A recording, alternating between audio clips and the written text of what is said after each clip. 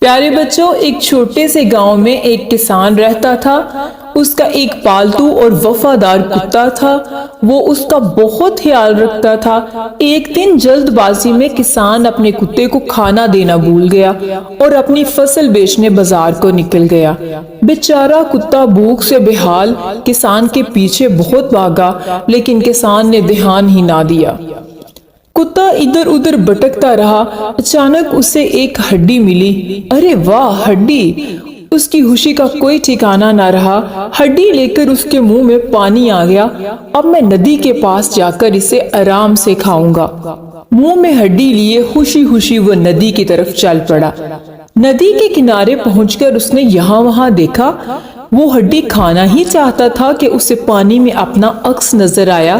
اس نے اپنے عکس کو دوسرا کتا سمجھ لیا اور سوچا کہ کیوں نہ میں اسے ڈرا کر اس کی ہڈی بھی چھین لوں اور پھر مزے سے دونوں ہڈیاں کھاؤں۔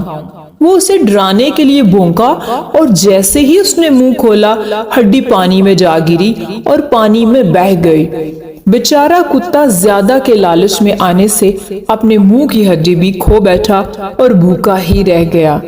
تو بچوں، اس کہانی سے ہم نے سیکھا کہ کسی بھی چیز کا لالچ نہیں کرنا چاہیے، کیونکہ لالچ بری بلا ہے۔